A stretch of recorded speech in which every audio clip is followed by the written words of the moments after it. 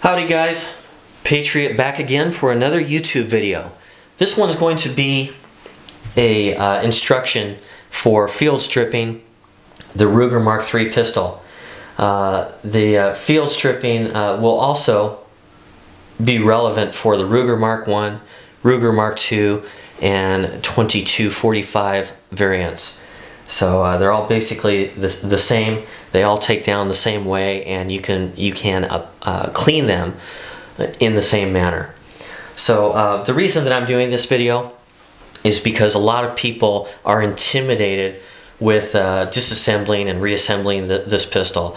I just want to show people that there's nothing to sweat when taking on this job, and with a little bit of practice you can field strip this gun and put it back together in 30 seconds if you want to, possibly even quicker. I've never timed myself.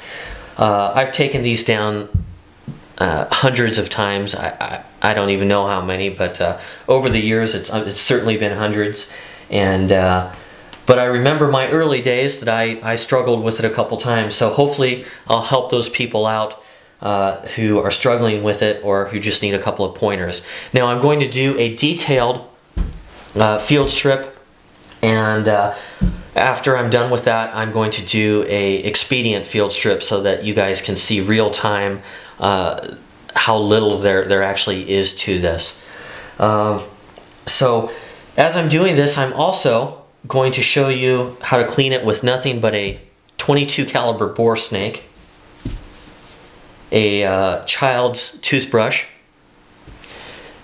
and a couple of cotton patches. These can be pieces of t-shirt cut up or store-bought bore cleaning patches if you'd like. So let's get started here. A couple of tools that are going to be helping me out, since I'm a flashlight guy, is the MkIII AAA flashlight and the H30 Zebra Light headlamp. I'll be using those two to hopefully give you guys a quality video, and being short of light is always annoying, so I'm going to try to avoid that. For starters, let's make sure that there's no magazine in our gun, which there is not. And let's go ahead and pull back the bolt and check our chamber. You can see that we're completely empty, that there's no round inserted into the chamber. We're going to go ahead and close our bolt now, let it forward. I mean, blocking your view here. I'm going to let the bolt forward, and now we have to dry fire it. And the reason that we have to do that is, in order to disassemble the gun, we have to have the tension off of our mainspring housing. So we're going to dry fire it now, and rotate our gun so that you can kind of see the back of it. And I'm just going to use a little toothpick here as a pointer so that you can kind of relate to what we're going to be doing. Here is our takedown lever, and that is the small silver line or lever that you see going up here. Right here at this divot, or this depression in the mainspring housing, that is the top of the lever, and that is what we'll need to get under to pull this out. Now you can use a little flat blade screwdriver like so to get underneath this lever if you'd like to. Be careful not to scratch your gun when you do that. You might want to put a piece of tape over the flat blade portion of your screwdriver. You can use a small pocket knife or an awl or something like that in order to get under here. I just use my thumbnail or fingernail, just to show you guys that it can be done without any special tools. You know, and that's if your nail is strong enough and you have enough finger strength, but I find that most people shouldn't have too much of a problem with it. So I'm just going to reach under here with my thumbnail and pull out this lever like so. Rotate it this way so it kind of makes a little more sense. And that lever, this little rat tail lever, is just going to be pointing straight out the back.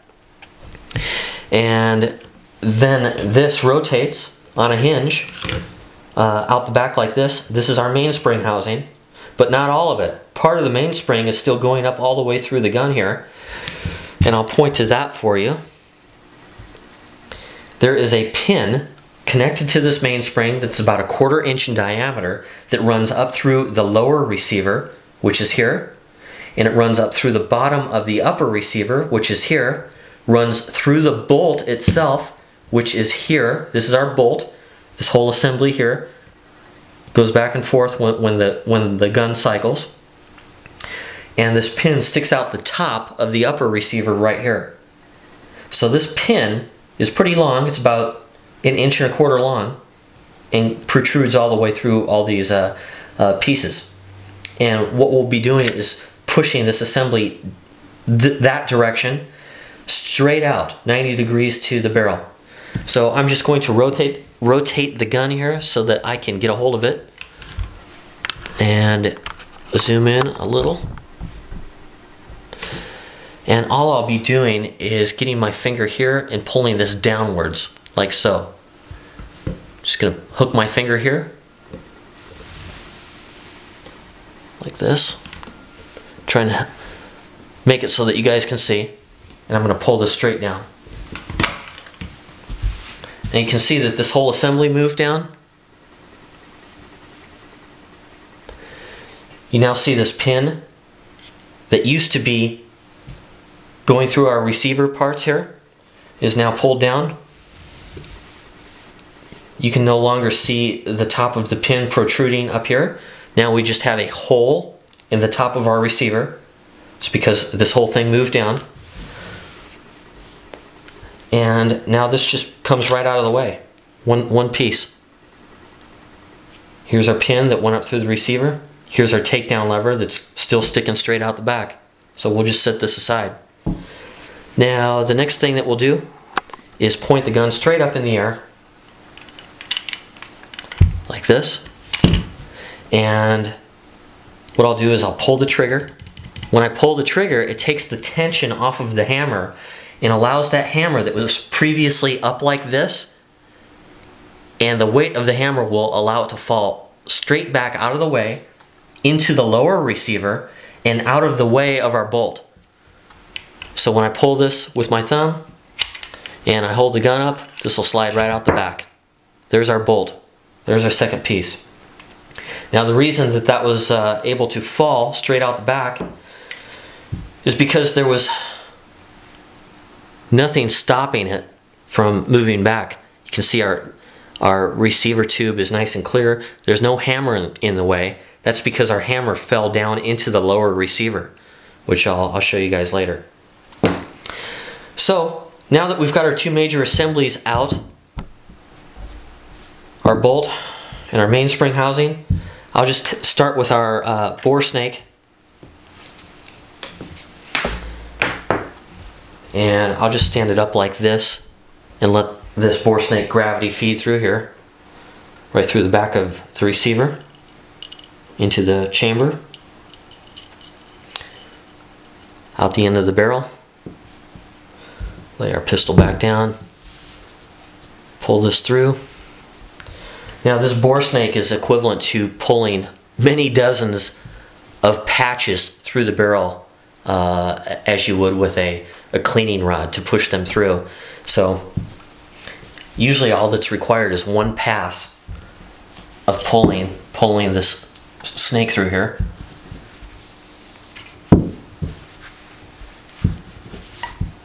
And that should do it. I'm still going to take a look, make sure that we're nice and clean,